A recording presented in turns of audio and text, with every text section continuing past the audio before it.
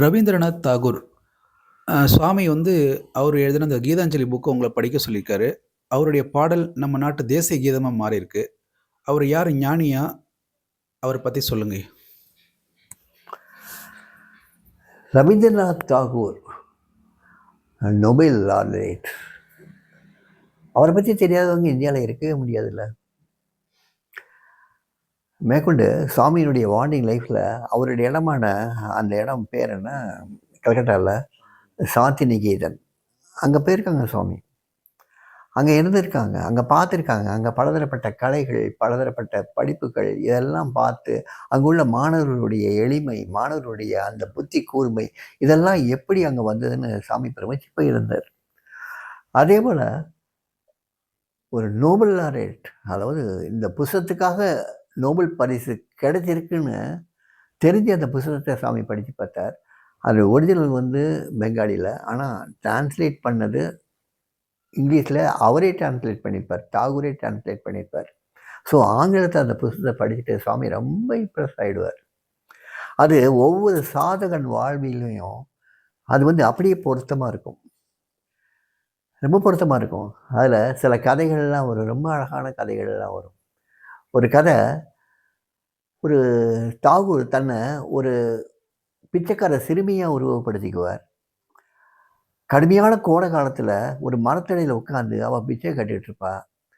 அவள் தன்னுடைய பசியையும் தன்னுடைய மன இயக்கத்தையும் எப்படி அவள் வந்து போக்கிக்குவான்னா, சில கற்பனைகள் ஈடுபடுவாள்.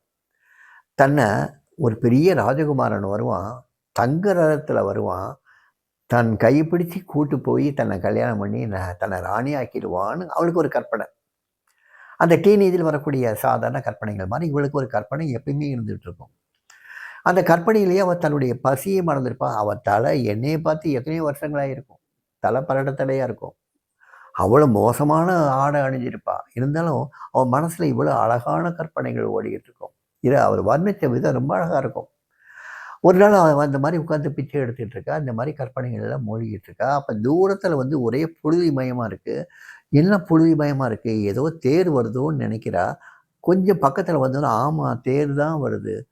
இன்னும் கொஞ்சம் பக்கத்தில் வந்து, ஆமாம் அது தங்கத்தேர் தான் வருது. இன்னும் கொஞ்சம் பக்கத்தில் வந்தோன்னு தெரியுது, அதை ஒரு ராஜகுமாரன் தான் ஓட்டிகிட்டு வர்றான். ஆஹா, அந்த ராஜகுமாரன் நம்மளை பார்த்து நிற்க போகிறானா அப்படின்னு கேட்கும்போது, அவன் முன்னாலே வந்து தேரை நிப்பாட்டி அந்த ராஜகுமாரன் அவளை நோக்கி இறங்கி வருவான். ஆஹா, நம்மளை கையை பிடிச்சி கூட்டு போக வர்றானா அப்படின்னு அவன் நினைக்கும்போது, அவன் தன் கையை நீட்டி எனக்கு கொடுக்கறதுக்காக நீ என்ன வச்சிருக்கேன்னு கேட்பான். அவளுக்கு ஒன்றுமே புரியாது, என்ன செய்கிறதுனே தெரியாது. தான் மிச்சம் எடுத்த அந்த தானியத்திலேருந்து கொஞ்சம் தானியத்தை எடுத்து அவன் கையில் கொடுப்பான். அவன் அதை வச்சுட்டு சிரிச்சுக்கிட்டே மறுபடியும் தேரை ஏறி போயிடுவான். அவளுக்கு ஒரே கவலையாகிடும். அன்றைக்கி சாயங்காலம் வீட்டுக்கு போவாள். தான் பிச்சை எடுத்த பொருள் எல்லாம் ஒரு முறத்தில் வந்து தட்டுவா. அவள் எந்த அளவுக்கு தானியத்தை கொடுத்தாலோ அந்த அளவுக்கு தங்கம் இருக்கும் அந்த பிச்சை எடுத்த பொருள் மத்தியில். அதை பார்த்துட்டு கதறி கதறி அழுவா. எனக்கு கொடுக்கறதுக்காக நீ என்ன வச்சிருக்கேன்னு கேட்கும்போது, நான் என்னையே கொடுக்குறேன்னு ஏன் என்னால் சொல்ல முடியல அப்படின்னு கேட்டு கதறி அழுவா. இதை அவர் சொல்லும்போது, அந்த பாடலை வர்ணிக்கும் போது அப்படி ஒரு அற்புதமாக இருக்கும். இந்த சாமி இந்த கதையை என்ன சொல்கிறாரு, அழுதுகிட்டே சொல்லுவார். ஸோ பகவான் வந்து கேட்கும்போது, ஆண்டவன் வந்து கேட்கும்போது, என்னையே கொடுக்குறேன்னு ஏன் சொல்லலை, ஏன் அந்த சரணாகதி வரல, இது வேணும். அதே போல் பலர் சொல்லுவார், நான் அறியாத இடங்களிலும் எனக்கென ஒரு ஆசனத்தை ஏற்படுத்தி இருக்கிறாய். சாமி பற்றி யாருக்கு தெரியும்? சாமி இதெல்லாம் அந்த கதையெல்லாம் சாமி சொன்ன கதைகள், அதில் வந்த கதைகள். சுவாமி எங்கேயோ நடுதரால எங்கேயோ அந்த கிராமத்தை வந்து இன்றைக்கி போகிறது கூட கஷ்டம் இல்லை.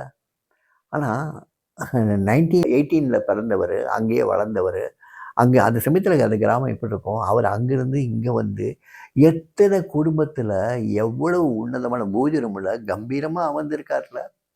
அவர் அறியாத இடங்களில் பூரா அவருடைய படங்கள் இருக்குல்ல.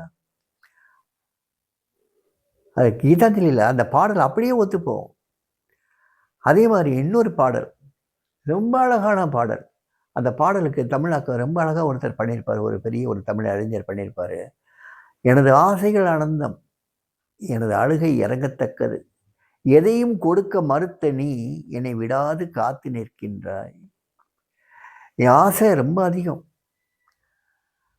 அந்த ஆசை நிறைவேறாமல் போய் நான் அழுதுகிட்டே இருக்கேன். எனது அழுகை இறங்கத்தக்கது. எதையும் கொடுக்க மறுத்த நீ, நான் கேட்ட எதையுமே நீ கொடுக்கல. ஆனால் என்னை விடாது காத்து நிற்கின்றாய். ஆனால் என்னைய விடாமல் நீ தான் என்னை காப்பாற்றிக்கிட்டு இருக்க. நான் கேட்டது எதையும் நீ கொடுக்கல. நான் ஆசைப்பட்ட எதையும் நீ கொடுக்கல. ஆனாலும் என்னை காப்பாற்றிட்டு இருக்கிறது நீ தான்.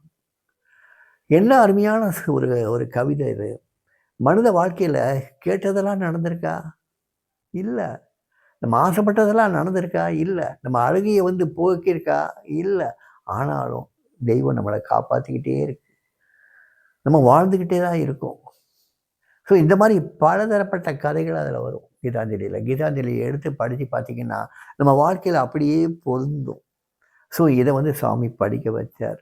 படிக்க வச்சதுனால எனக்குள்ள பெரிய மாற்றங்கள்லாம் ஏற்படுத்தி, சாமி எல்லாத்தையும் கொடுத்துருவார், எல்லாம் கொடுப்பார் அப்படின்னு நம்ம ஆசைப்பட்டதெல்லாம் கொடுப்பார்னு நம்ம நினச்சிக்கிட்டு இருந்த காலம் போய், சாமி நமக்கு என்ன கொடுக்கணும்னு நினைக்கிறாரோ, எப்படி கொடுத்து நம்மளை காப்பாற்றணும்னு நினைக்கிறாரோ, எதை கொடுத்தா இவன் ஆண்டவனை நோக்கி பயணப்படுவான்னு நினைக்கிறாரோ அதைத்தான் கொடுப்பாரு அப்படிங்கிறத தெரிஞ்சுக்கிறதுக்காக இந்த புஸ்தகம் வந்தது. இந்த கீதாஞ்சலி புஸ்தகம் அப்பேற்பட்ட புஸ்தகம். அந்த எழுதின ரவீந்திரநாத் தாகூர் ஒரு பெரிய ஞானி. அதனால தான் இந்த சாந்தி நிகேதன் மாதிரி உள்ள இடங்களெல்லாம் அவரால் உருவாக்க முடிஞ்சது. அப்பேற்பட்ட ஞானி. ஒரு ஞானியை சுவாமி மாதிரி உள்ள இன்னொரு ஞானி தெரிஞ்சுக்கிறதுக்கு எவ்வளோ நேரம் ஆகும்? அவருடைய ஒர்க்ஸை படிக்க வச்சார்ல. ஆனால் எல்லாருக்குமா அந்த புக்கு கொடுத்தாரு? குறிப்பிட்ட சில பேருக்கு. அந்த சாதகர்கள் அந்த புக்கை படித்து நல்லா வந்திருக்காங்க. சுவாமி இந்த மாதிரி எத்தனை ஞானிகளுடைய இதை படிக்க வச்சுருக்காரு. ரமண மகர்ஷியினுடைய புக்ஸு, பாப்பா ராம்தாஸ், சுவாமி ராம் தீர்த்தா, ஜெய கிருஷ்ணமூர்த்தி, ஆச்சாரிய ரஜினீஷ், இப்படி பலதரப்பட்ட ஞானிகள், எத்தனையோ புராண இதிகாசங்கள் எல்லாத்தையும் படிக்க வச்சுருக்கார். படிக்க சொல்லியிருக்கார். சிலவங்களை கம்பல் பண்ணி படிக்க வச்சிருக்கார். ஆனால் படிக்கணும். சாமி சொன்ன புக்கை படிக்கணும்.